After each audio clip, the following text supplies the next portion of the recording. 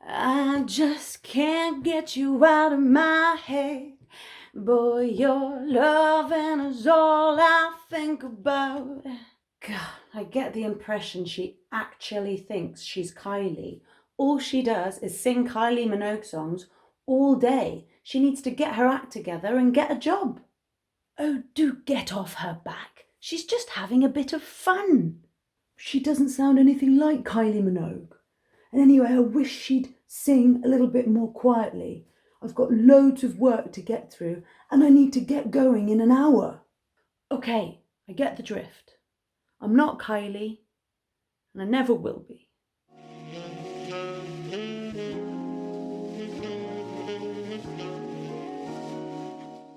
The verb get is very common in English, and it can mean loads of different things depending on the context. For example, become, she got angry, or receive, did you get my message? Or arrive, I got to the cinema a little late. And the list goes on. So essentially, it's a good verb to know. Today on Learning English with Lily, I thought I'd teach you some fantastic expressions with get that you can use in your everyday English conversations. Because you all have conversations every day in English, don't you? I mean, if you don't, you really should. Why don't you just get off their backs? Number 1, get off someone's back. I love this expression. It means stop nagging someone about something, and it's normally used in the imperative to give an order. Nagging, by the way, is annoying someone with repeated questions, requests, or orders. So if someone keeps going on at you about something and you've had enough, you can say, get off my back. Number 2 is get your act together. This expression means begin to organize yourself so that you do things effectively. When I was younger, I was very disorganized, but in my 20s, I got my act together. Number 3 is get the impression. This expression simply means that you get the feeling that something is true. If I cook a meal and I serve it to someone and they take a mouthful and they make a face like this, I could say, oh, I get the impression you don't like the food. Number 4, can't get something out of your head. This means you can't stop thinking about something or someone. If you hear a really catchy song, you could say, oh, I can't get that song out of my head.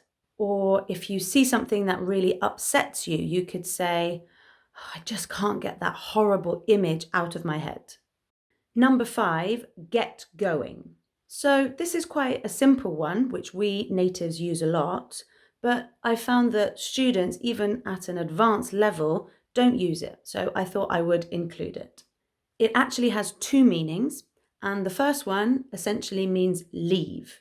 So I could say, it's been great to see you again, but it's time I got going.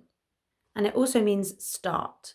So you could say, when the DJ began playing, the party really got going. Number 6, get the drift. I reckon most of you haven't heard this expression before, but if you have, then I'm impressed. It means understand the basics of what somebody is saying.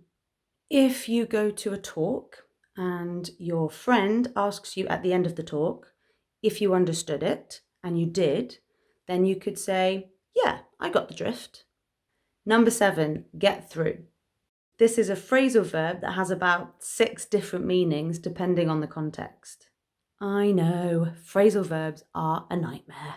I'll just focus on 2 of the meanings here, okay?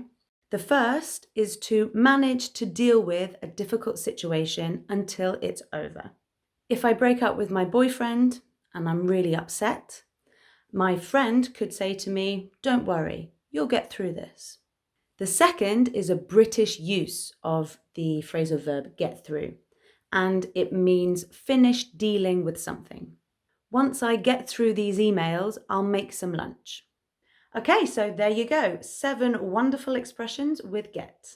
Get off someone's back, get your act together, get the impression, can't get something out of your head, get going, get the drift, and get through. Okay, I want you to start using these expressions straight away, and make sure you subscribe to this channel if you haven't already for more fun English classes like this one. I'll see you next week, everyone. Bye.